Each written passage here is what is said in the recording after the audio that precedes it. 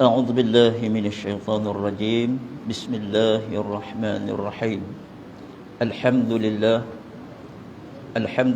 نحمده ونستعينه ونستغفره ونعوذ بالله من شرور أنفسنا ومن سيئات أعمالنا من يهد الله فلا مضل له ومن يضلل فلا هادي له أشهد أن لا إله إلا الله وأشهد أن محمدا عبده ورسوله سبحانك لا علم لنا إلا ما علمتنا إنك أنت العليم الحكيم ولا حول ولا قوة إلا بالله العلي العظيم السلام عليكم ورحمة الله وبركاته.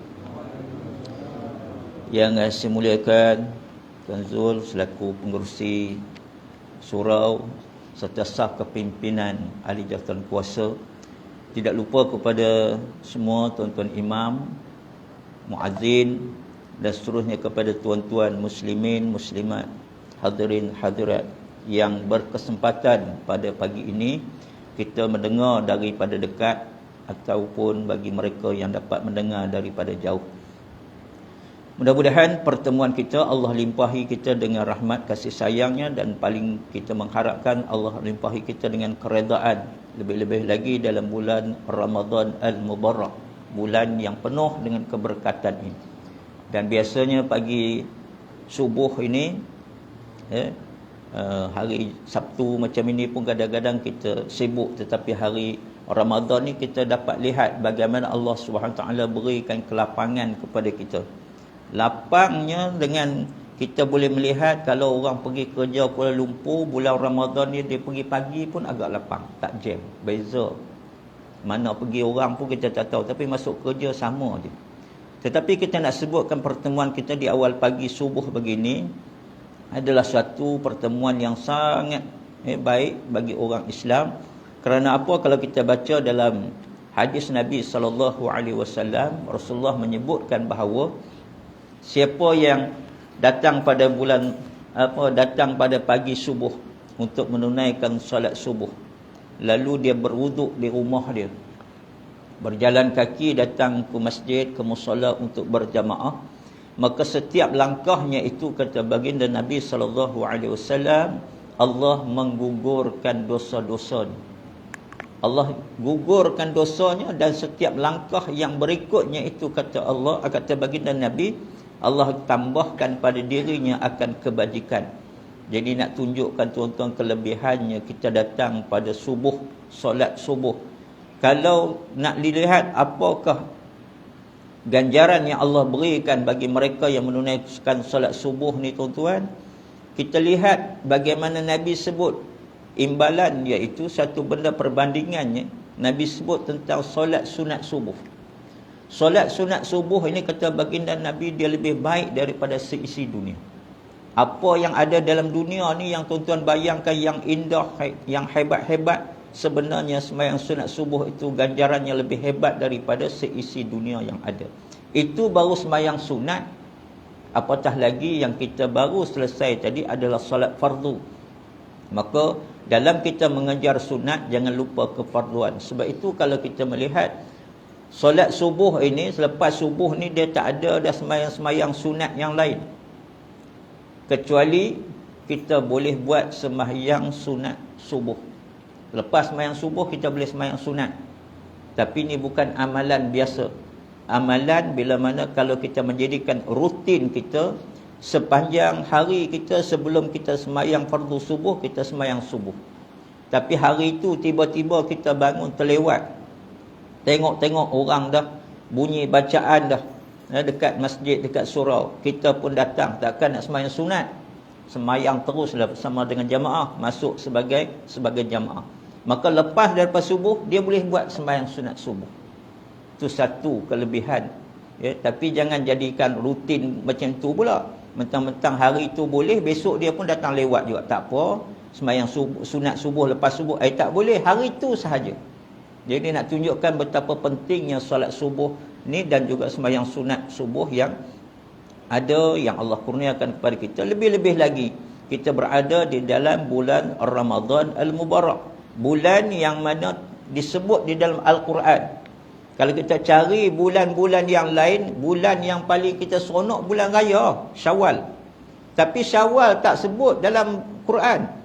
Yang disebut Ramadan. Syahrul Ramadan alladhi unzila fihi al-Quran. Hudan linnas wa bayyinatin minal huda wal furqan. Allah sebut nama Ramadan dalam Al-Quran. Maka sebab tu antara keberkatan Ramadan ini sebab apa? Sebab bukan setakat dia menjadi satu kefarduan, tetapi Allah nak nyatakan yang dianya secara jelas disebut dalam Al-Quran. Dan pada bulan Ramadan yang jelas disebut dalam Al-Quran ini juga, Allah nyatakan juga di sana turunnya kitab suci Al-Quran yang menjadi pegangan kepada seluruh umat Islam. Orang Islam berpegang kepada Al-Quran, berpegang kepada hadis Nabi SAW, berpeganglah kepada ijma' qiyas para ulama semua. Jangan kita berpegang kepada benda-benda lain daripada itu. Ada benda-benda yang kadang-kadang mendatangkan kekeliruan, lebih baik kita tinggalkan dan kita jauhkan. Seperti mana dalam ada satu yang saya lihat, ada satu amalan yang disebut oleh seorang ustaz, dia sebut dalam bulan Syaban. Dalam bulan Syaban ni, kalau kita sebut satu amalan ini sekali sebut sahaja, sekali sebut, maka Allah akan berikan ganjaran pahalanya sebanyak 1000 ganjaran pahala. Sekali sebut. Dengan sekali sebut itu juga, maka Allah akan menghapuskan dosa kita selama 1000 tahun. Ramadan ni dapat Lailatul Qadar 1000 bulan je. Tapi dia kata kalau kita sebut amalan ini pada bulan Syaban, Allah ampunkan dosa kita 1000 tahun. Saya ingat saya nak dapat umur macam Tuan Imam pun belum tentu lagi imam. Duduk tengok imam duduk atas kerusi dah. Saya atas kerusi juga, tapi kerusi empuk sikit lah sebab bagi kuliah. Tapi silat-silat yang mati bukan imam, saya mati dulu. Hari ni belum tentu. Jadi nak dapat 1000 tahun ni satu amalan yang saya kira susah nak dapat 1000 tahun. Tapi dengan kita beramal dengan satu amalan ini, Allah akan beri ganjaran kepada kita pengampunan selama 1000 tahun, kata dia. Saya cari mana dapat. Maka dia sebut di situ, dia kata amalan ini disebut di dalam satu kitab yang ditulis oleh Syekh Daud. Saya tak kira lah Syekh Daud mana satu. Daud Kilau ke Daud mana, saya tak peduli. Tapi yang penting kita lihat rujukan. Dia kata Syekh Daud menulis di dalam kitabnya, di dalam muka surat 96, yang mana rujukan itu diambil daripada kitab Taurat. Bila sebut daripada kitab Taurat, saya melihat kepada satu hadis Nabi SAW, di mana suatu hari Sayyidina Umar Al-Khattab radhiyallahu anhu, Sayyidina Umar datang bawa satu lembaran kitab Taurat. Datang duduk depan baginda Nabi SAW, lalu dia baca. Bila dia baca, kata Nabi SAW kepada Sayyidina Umar Al-Khattab, wallahi, demi Allah, gembirakah kamu dengan bacaan itu? Kira mana, dia kata, Musa itu hidup. Siapa Musa? Nabi Musa AS. Orang yang mana Allah turunkan kitab Taurat kepada dia. Kata baginda Nabi SAW, andai kata Musa itu masih hidup, maka Musa akan mengikut ajaran yang ada di dalam kitab Al-Quranul Karim. Maksudnya Rasulullah marah Nabi Sayyidina Umar baca kitab Taurat. Buat apa nak baca kitab Taurat? Awak Al-Quran tak lengkap ke? Sedangkan dah turun ayat al-yauma akmaltu lakum dinakum wa atmamtu alaikum ni'mati wa raditu lakumul Islam madinah.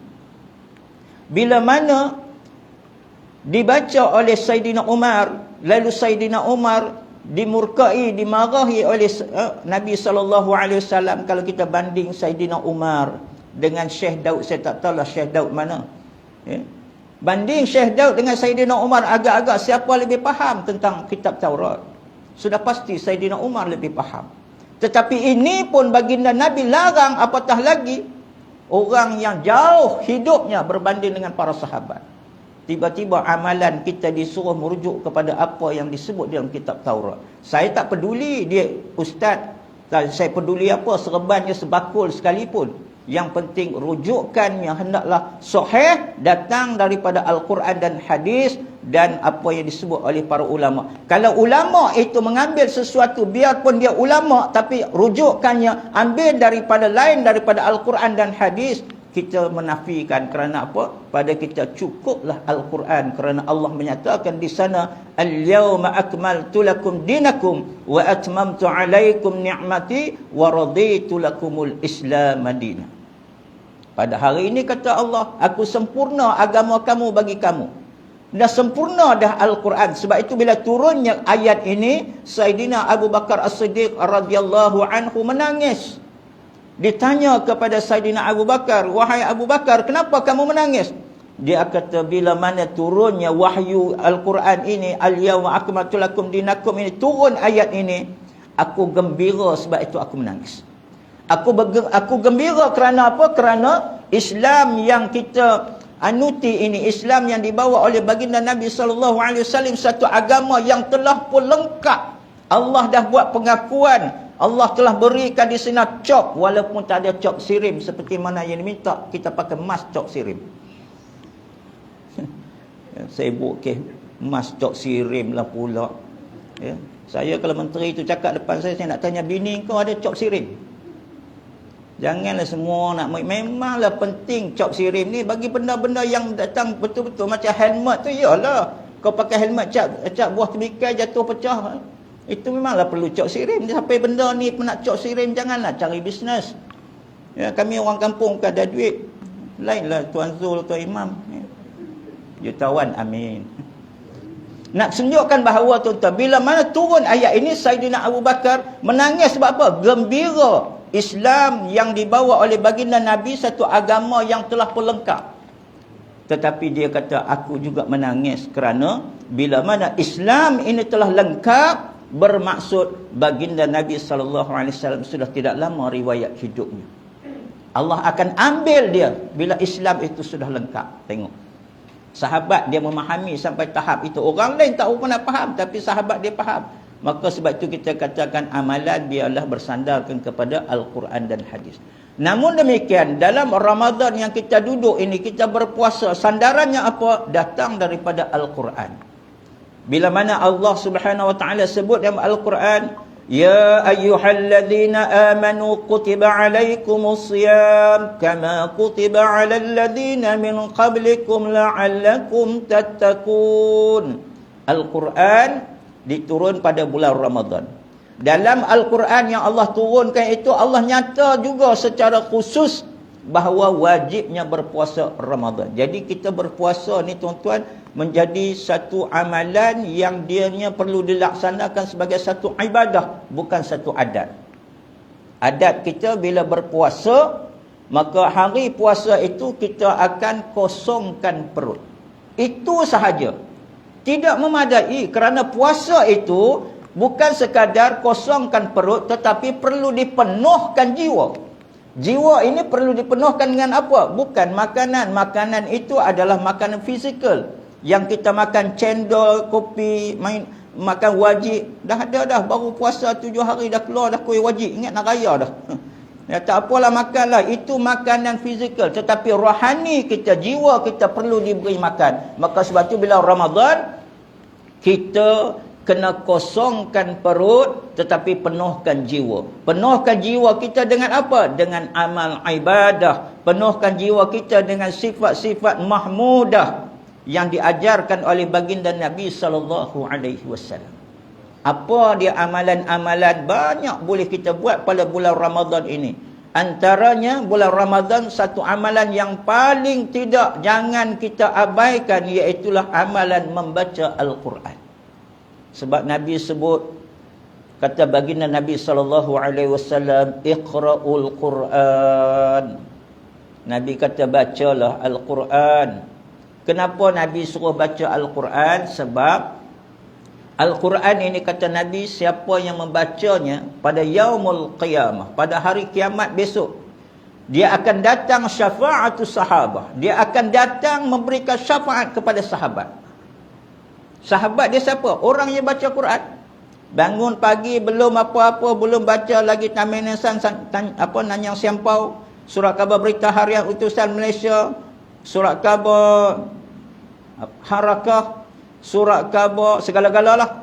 Belum kita baca mana-mana surat khabar, kita baca dulu Al-Quran. Belum lagi kita dengar apa-apa perbualan orang lain dengan kita, kita dengar dulu bacaan Al-Quran. Belum lagi kita bercakap dengan siapa-siapa, kita bercakap dulu dengan Al-Quran. Al-Quran menjadi sahabat kita. Maka kata baginda Nabi, Yaumul Qiyamah, dia akan syafa'atil sahabah. Dia akan datang memberikan syafaat, pertolongan kepada sahabat. Hari ini tuan-tuan, saya datang tadi pun ada. Dah berbasikal dah, pagi-pagi buta. Selalu kuliah subuh saya kalau hari Minggu, macam besok. Kuliah subuh di Ampang, kuliah subuh di Selayang. Bila balik saya ikut jalan belakang tu lah, jalan Ulu Jam tu, naik bukit. Bukit punya mendaki macam tu, kereta saya pun naik semput. Tak, dia kayuh basikal selamba je, kayuh basikal. Hebat orang berbasikal. Tak apalah, bulan Ramadan pun hampa duk berbasikal juga lagi. Bila kata, bang, hebat bang bulan Ramadan pun berbasikal, dia boleh bantai kita balik. Ustaz, bulan Ramadan ni bukan bulan duk saja Ustaz. Zaman Nabi dulu bulan Ramadan ni orang berperang. Hebat tu jawapan tu. Kacang cap tangan. Bulan Ramadan ni bulan yang mana zaman Nabi dulu orang pergi berperang. Betul lah, saya pun faham. Masalahnya kalau hampa kayuh basikal bulan Ramadan, hampa larat awak, tak larat baca Quran. Belum pernah mana-mana hadis sahih, hadis dhaif, hadis maudhu', hadis hasan ataupun hadis palsu sekalipun. Tidak ada hadis mengatakan Yaumul Qiyamah basikal datang menolong orang itu untuk menarik dia melepasi titian as-sirat. Tak ada basikal boleh tarik dia lepas titian sirat. Goyang-goyang-goyang nak lalu. Mana basikal? Basikal datang, naik aku cepat. Tak ada hadis Nabi pun. Bukan salah berbasikal tu, berbasikal lah. Tapi kalau kita boleh membaca Al-Quran seperti mana kuatnya kita naik basikal. Kita boleh baca Al-Quran seperti mana kuatnya kita naik 4x4, masuk hutan, redah itu, redah ni. Ini nak redah. Masa tu sikit pun, tak boleh Ustaz, penat Ustaz ni, waktu ni kena tidur Ustaz. Naik kereta 4-wheel drive, masuk hutan, redah, berluka semua boleh. Baca Quran tak boleh nak redah. Masya Allah. Sebab tu kita katakan Al-Quran bukan sekadar bulan untuk mengosongkan perut, tetapi dia perlu memenuhkan jiwa kita dengan amal ibadah yang diajarkan oleh baginda Nabi SAW. Maka dalam bulan Ramadan ini juga yang Al-Quran turun, disebut nama Ramadan dalam Al-Quran. Disebutnya bulan Ramadan ini bulan yang mana Al-Quran turun. Adanya nama Ramadan, adanya satu hari yang khusus yang semua kita pakat cari dan kita tahu belaka, iaitu Lailatul Qadar. Lailatul Qadar ini tuan-tuan semua kita cari. Tapi kadang-kadang kita cari salah alamat. Pandai lagi Shopee dengan GrabFood. Pandai lagi dengan Panda punya orang cari alamat, jumpa. Kita cari Lailatul Qadar kadang-kadang tak jumpa. Bukan tak jumpa, elok sampai dekat dengan tempat rumah yang kita nak pergi tu, tiba-tiba kawan kata, jom kita main bola. Patah balik. Hantarlah barang tu dulu. Tak, dia patah balik sebab kawan ajak main bola. Sampai dekat dah dengan waktu nak sampai di mana kawasan-kawasan adanya Lailatul Qadar. Kawan kata jom pergi cari buluh lemang. Malam ni kita buka. Kita bakar lemang sama-sama. Dia tinggalnya yang sepatut dia tuju dulu sampai Lailatul Qadar. Tak, dia bakar lemang. Ni yang berlaku dalam masyarakat kita. Saban tahun berlaku.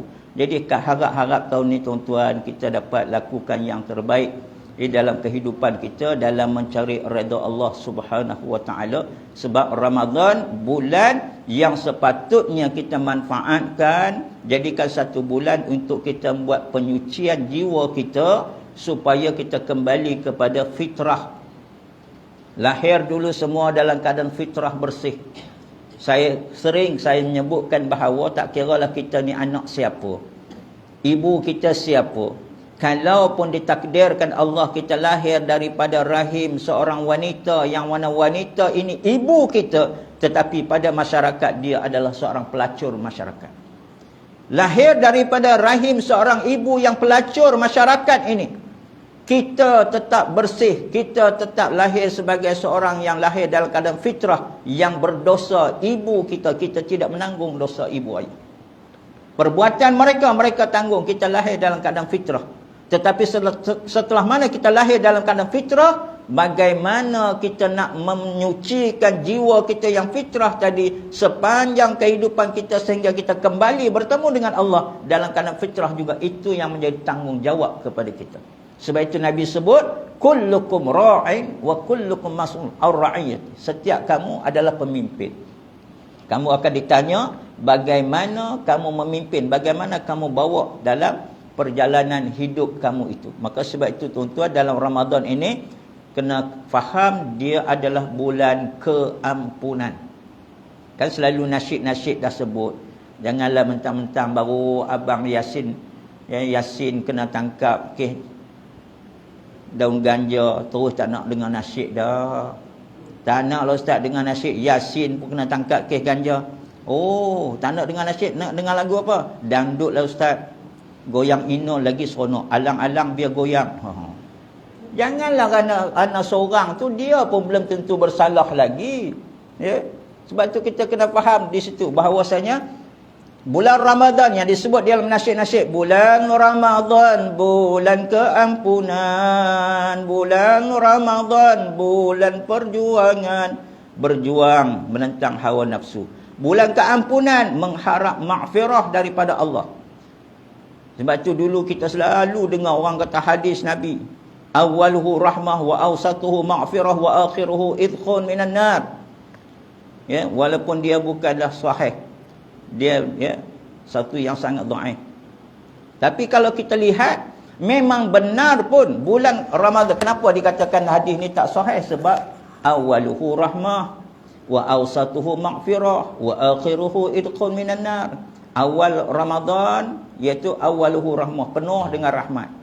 Wa awsatuhu, di pertengahan, wa awsatuhu maghfirah, di pertengahan Ramadan Allah beri keampunan.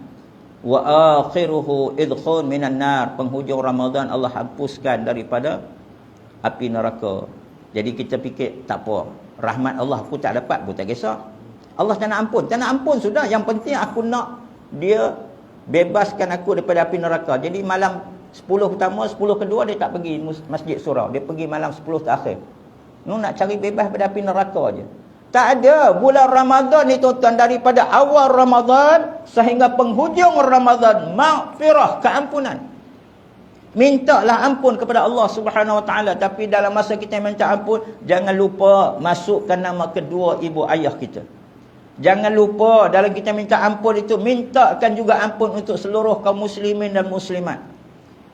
Nak sebut nama seorang-seorang mungkin kita tak mampu, tapi mintalah kaum muslimin dan muslimat. Kerana kata kata Sufyan As-Sauri, amat rugi orang yang berdoa tapi dia tak minta doa untuk kedua ibu ayah ni, rugi belaka. Amat rugi orang yang berdoa, dia berdoa tapi tak minta untuk seluruh kaum muslimin dan muslimat. Minta.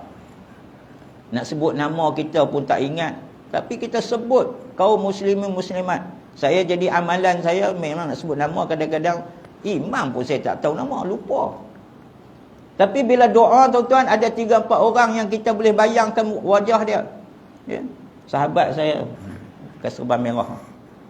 Bila kita berdoa, kita bayangkan muka dia, ya Allah ampunkan sahabatku, ya Allah ampunkan sahabatku, ya Allah ampunkan. Dalam kita minta berdoa ampunkan sahabatku, kita bayangkan muka sahabat-sahabat kita, kawan-kawan kita.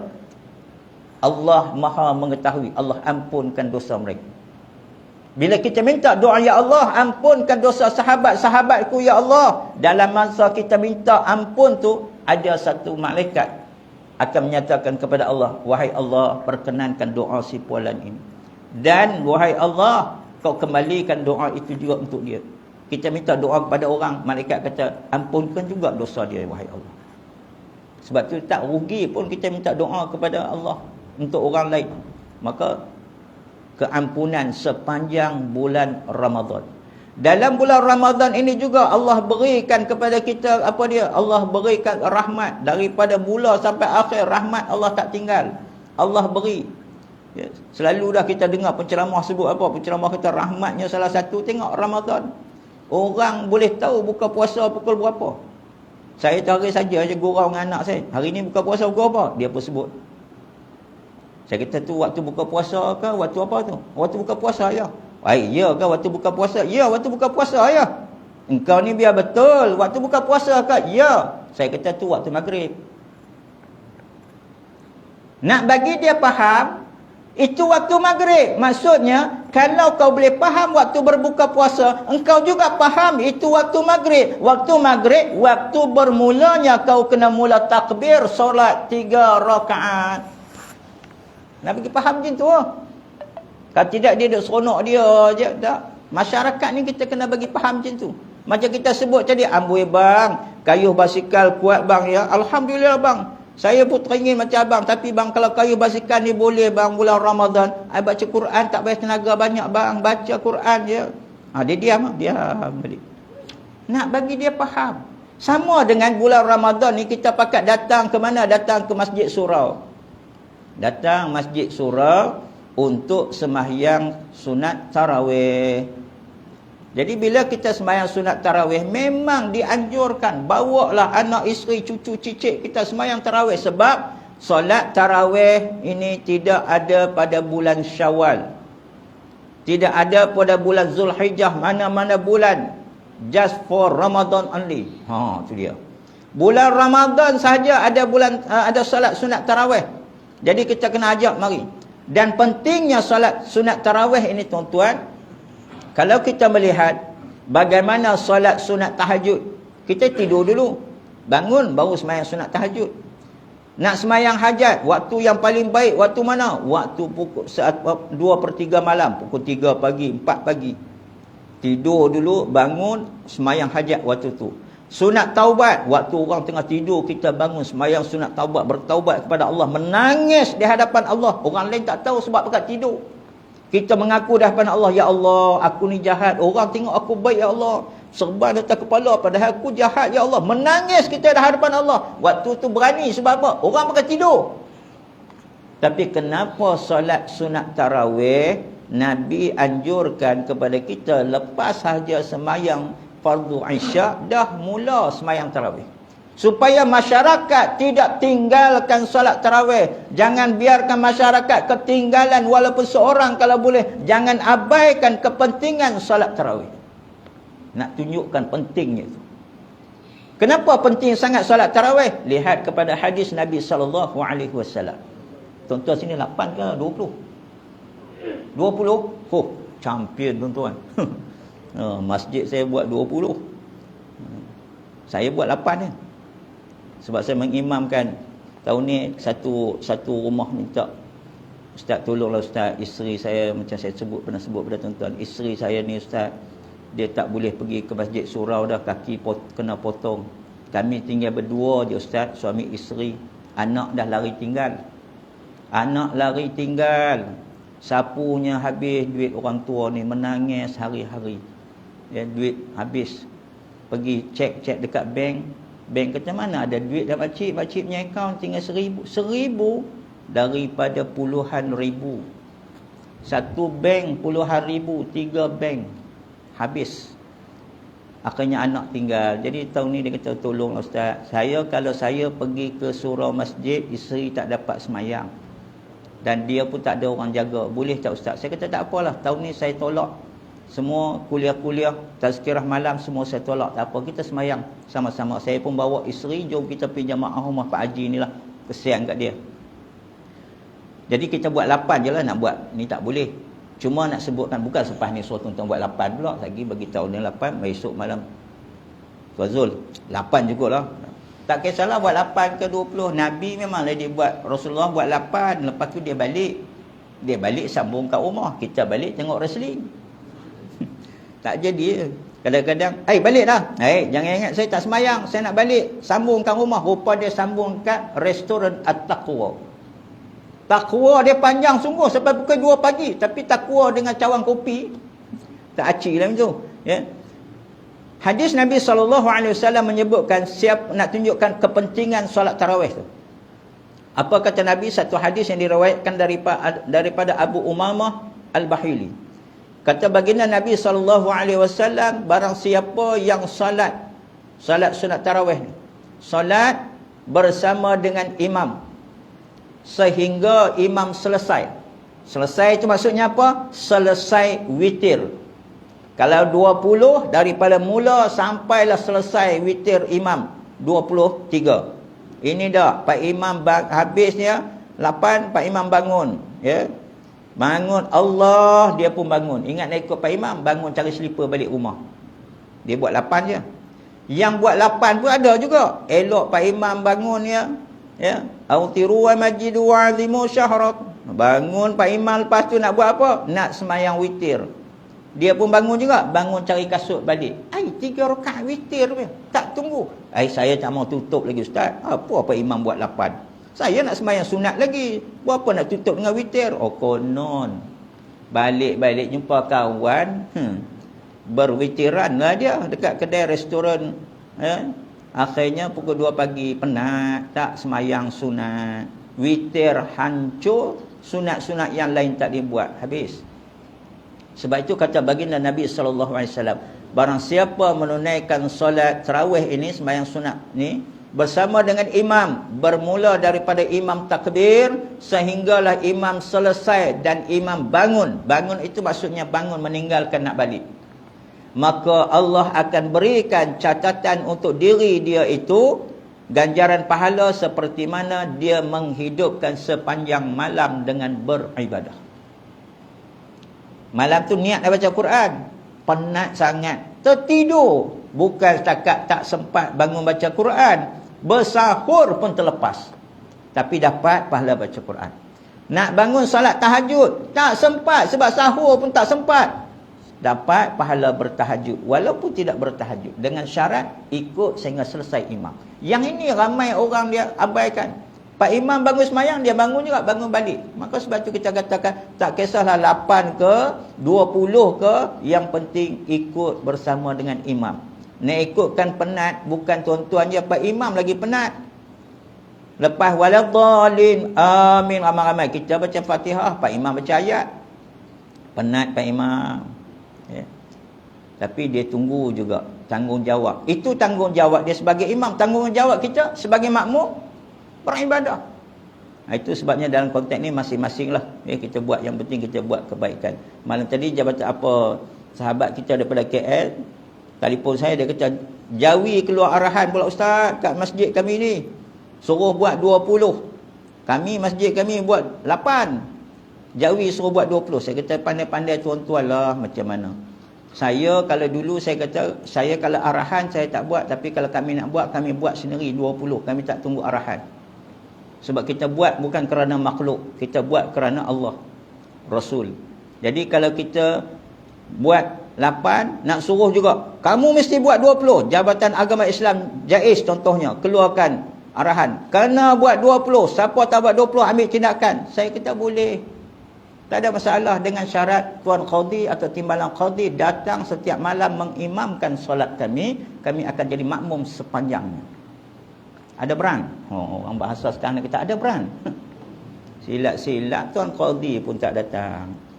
Sebab tu dalam hal ini kita beribadah cari redha Allah, bukan mencari redha manusia, pandangan manusia. Tapi nak tunjukkan kepentingannya dalam beribadah, terutama solat tarawih, jangan abaikan. Dalam solat tarawih tuan-tuan, sama kalau tuan-tuan buat 20, bayangkan tahun ini 30 hari. 20 kali dengan 30, 600 rakaat. 600 rakaat dak merayu ke Allah Ta'ala. Tak masuk lagi sembahyang fardu dengan sembahyang sunat yang lain tu. Baru tarawih saja 600 dalam bulan ni saja. Wahai Allah, hanya Engkau lah yang kami sembah, hanya Engkau kami minta tolong, hanya Engkau kami sembah, hanya Engkau kami minta tolong. 600 kali agak-agaknya Allah tolong tak? Allah tolong. Ihdinas siratal mustaqim, ihdinas siratal mustaqim, ihdinas siratal mustaqim. 600 kali bulan ni. Tunjukilah ya Allah kami jalan yang lurus, tunjuki kami jalan yang lurus. Agarnya Allah tunjuk tak? Allah tunjuk. Jalan yang benar itu Allah akan tunjuk. Dengan syarat 600 rakaat tadi kita sembahyang mencari redha Allah, bukan kerana pandangan makhluk.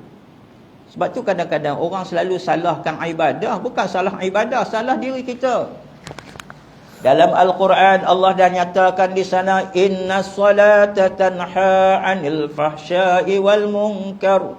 Salat ini boleh mencegah fahsyak, keji dan munkar.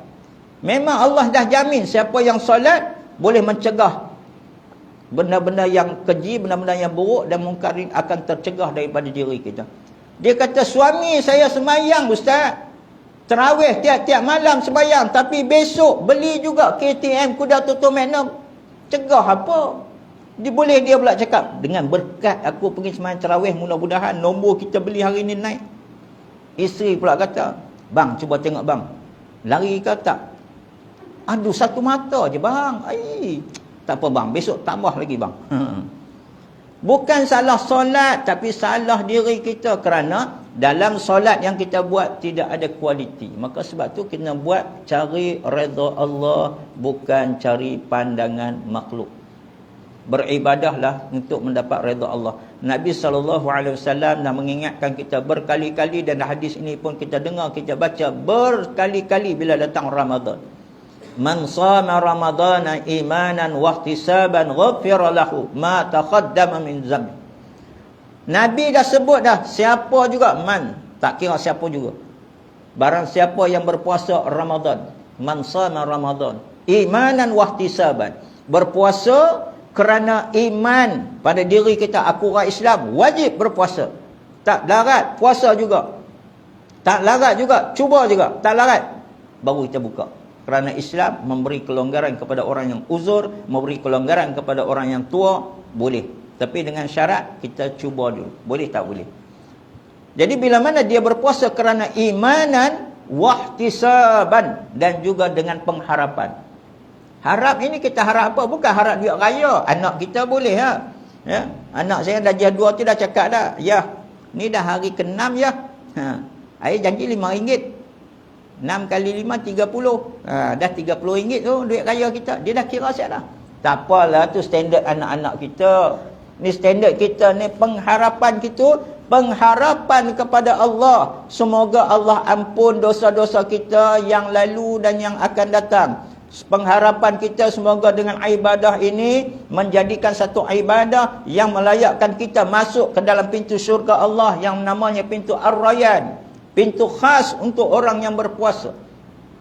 Puasa kita ini, kita mengharapkan apa? Mengharapkan Allah tidak mendekatkan kita dan tergolong di kalangan orang yang akan dihantar ke dalam neraka Allah yang sangat azab. Itu pengharapan. Maka sebab itu di penghujungnya kata Nabi SAW, siapa yang berpuasa dengan imanan wahtisaban ghufira lahu, maka adanya keampunan. Jadi sebenarnya tuan-tuan, kalau kita buat kerana Allah, kadang-kadang kita ni tak minta ampun, tapi Allah ampunkan. Janji kerana Allah. Macam kita sebut awal-awal mukaddimah kuliah kita tadi. Siapa yang datang surau, masjid, dia berwuduk siap daripada rumah, jalan kaki datang masjid, dia pun tak tahu. Tak tahu pun kata Allah akan ampunkan dosa dia. Yang penting dia kata, aku nak berwuduk, aku nak pergi semayang. Rupanya Allah dah ampun dosa dia. Tengok bagaimana Allah Subhanahu Wa Taala ni, kadang-kadang dia tak tunggu hamba dia. Hamba dia ni kadang-kadang lalai buat dosa, masih lagi lalai. Jadi kita ni makin hari dah makin lewat. Sekarang pukul 7.23. Satu hadis Nabi SAW, kalau tuan-tuan lihat di dalam kitab Al-Jawaqid wal Jawahir, kitab azab siksa bagi orang yang melakukan dosa-dosa besar. Apa dikata oleh baginda Nabi SAW? Barang siapa yang selesai daripada sembahyang subuh. Kita tadi selesai tak sembahyang subuh dah? Selesai dah. Berimam, bermakmum lagi. Siapa yang selesai solat subuh berjamaah, dia duduk, lalu dia mengucap akan nama Allah Subhanahu Wa Taala, maksudnya berzikir, sehinggalah terbitnya matahari. Sekarang matahari dah terbit. Saya dah nampak, tuan-tuan menghadap saya tak nampak, saya dah nampak matahari dah terbit. Sehingga terbitnya matahari. Maka kata baginda Nabi SAW, bila mana dia berzikir dengan dia tidak bercakap urusan-urusan dunia. Tuan-tuan bercakap tak? Tuan-tuan tak bercakap, tuan-tuan dengar je kuliah. Maksudnya tuan-tuan tak bercakap memenuhi ciri-cirinya.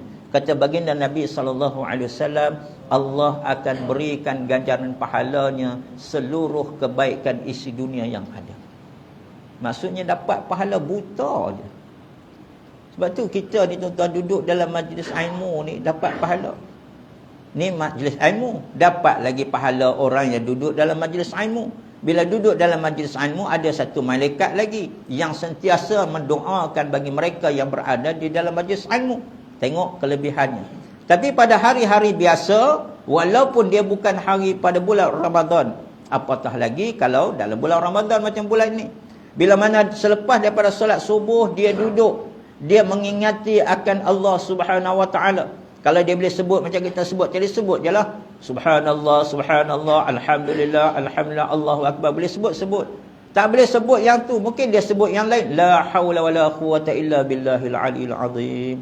La hawla wa la. Apa juga benda-benda yang baik dengan tidak bercakap urusan-urusan dunia sehingga terbitnya matahari, maka Allah berikan ganjaran pahalanya sebaik isi dunia yang ada. Dan kata baginda Nabi juga, siapa yang dapat meneruskan istiqamahnya itu beramal benda ini berterusan, Allah Subhanahu Wa Taala akan berikan ganjaran kepadanya seperti mana ganjaran mengerjakan ibadah haji dan umrah sebanyak 3 kali dengan sesempurnanya. Kita pergi haji umrah ni pun kadang-kadang ada kesilapan kita. Ada perkara yang kita buat sampai kena bayar dam. Tapi kata baginda Nabi, dia boleh dapat pahala seperti mana mengerjakan haji dan umrah sebanyak 3 kali dengan sesempurnanya. Tak ada salah silap. Dengan cara apa? Dengan cara selepas subuh kita duduk, tak ada apa nak buat, kita berzikir mengingati Allah. Itu hari cuti macam inilah. Kalau hari bekerja, pergilah kerja. Jangan tak pergi kerja. Kenapa tak pergi kerja? Ustaz tu cakap berzikir. Jawabnya pergi kerja hari berikutnya dapat panskat merah, lepas tu dapat surat berhenti kerja. Ya, kena fahamlah di mana cari ruang. Bekerja di pejabat pun boleh jadi satu ibadah andai kata kita bekerja dengan mencari redha Allah SWT. Dan akhir yang saya nak ingatkan bahawa dalam Ramadan ini tuan-tuan, ibadah-ibadah yang kita buat alhamdulillah semua cantik belaka, ya. Cuma kena pastikan juga dalam kita beribadah jangan kita membazir. Ya, makan kita membazir, pakaian kita membazir. Ya, ada kelebihan maka sedekah-sedekahkanlah. Bila mana kita tengok TV banyak dipromosikan, ya, buffet Ramadan RM75. Bukan jauh pun di Bentung malam tadi keluar TV Al-Hijrah tu. Kalau TV 3, TV 1 boleh tahan, ni TV Al-Hijrah, TV yang agak Islamik, dia pun promosi juga. Marilah datang tuan-tuan ke Lurah Bilut, kerana ada satu restoran menyediakan, ya, buffet berbuka puasa. Orang dewasa RM75 satu kepala, dan orang kanak-kanak, ya, RM55. RM75 tuan-tuan boleh makan ke apa nak makan. Makan ni tuan-tuan bila kenyang je habis. Duit, ya. Saya datang bawa duit 1 lori. Berhenti bagi kuliah dulu sebab dia orang semua bagi kuliah. Duit tu 1 lori tu. Gaya nak balik, ya. Tuan Zul kata, Ustaz, tadi kami ada tengok duit selambak kat sana. Kat mana? Kat sana. Elok saya buat lori, saya pergi angkut. Tengok, dah selori dah, tamak lagi. Tu kalau duit. Tapi kalau makan, tuan-tuan makan dah kenyang, jomlah Ustaz pergi makan. Minta maaf lah tak boleh makan, dah kenyang. Tuan-tuan bayar RM75 pergi nak buffet, tuan-tuan boleh makan banyak mana? Makan dah kenyang. RM75 dah kena bayar. Lebih baik tuan-tuan diskaunkan. Ambil RM25. RM25 tu pun dah kenyang dah. Pergi beli benda makan kat bazar Ramadan nak balik. RM50 balance. Janganlah simpan. Dah tadi peruntukkan untuk makan hari tu, sedekahkan. Bubuh tabung masjid, bubuh kat tabung anak yatim, bubuh dekat sekolah tahfiz. Itu lebih baik daripada tuan-tuan belanja makan yang membazir. Jadi jangan membazir. Dan yang saya nak sebut penghujungnya, iaitu bila mana kita puasa, sudah pasti kita akan menyambut hari raya. Jadi hari raya ni tuan-tuan, tolonglah pastikan pakaian anak-anak kita adalah pakaian yang memenuhi ciri-ciri Islam. Kerana dalam Ramadan kita dah berpuasa, jaga itu, jaga ini supaya tidak mendapat bisikan syaitan. Tapi bila datangnya Ramadan, akhirnya kita pula menyambut dengan cara-cara yang tidak Islami. Seperti mana yang kadang-kala kita bangun bersahur, makan sahur, cari sunnah. Lepas makan sahur, oleh kerana dia sahurnya awal, sebab tu Nabi suruh lewatkan sahur. Supaya boleh drag sahur itu, akhirnya bawa sampai ke solat subuh berjamaah. Tapi tak, kita kadang-kadang sahur pukul 3 pagi. Bangun pukul 2.30 pagi, dah sahur dah. Bila bangun awal, dia tidur balik. Tidur, sahur yang sunat dia makan, tetapi solat subuh yang wajib dia tinggalkan. Ini tak bermakna dalam kehidupan. Kita bersahur bukan kerana nak kenyang. Kita bersahur bukan kerana nak cari tenaga. Kita bersahur kerana nak cari barakah. Kerana Nabi sebut di dalam sahur itu ada barakahnya. Itu yang kita nak. Bukan kenyang. Kenyang ni tuan-tuan, makan 3 pinggan waktu sahur, besok pukul 2 petang Allah datangkan rasa lapar. Lapar juga. Minum air 3 jam, besok pukul 11 pagi Allah datang rasa dahaga. Dahaga juga, sebab yang mendatangkan itu semua Allah. Jadi buatlah cari redha Allah, keberkatan daripada Allah, daripada apa yang kita lakukan, insya-Allah, sama ada sedikit apatah lagi banyak, pastinya akan selamatkan kita dunia dan akhirat. Wallahu a'lam. A'udzubillahi minasyaitonirrajim. Bismillahirrahmanirrahim.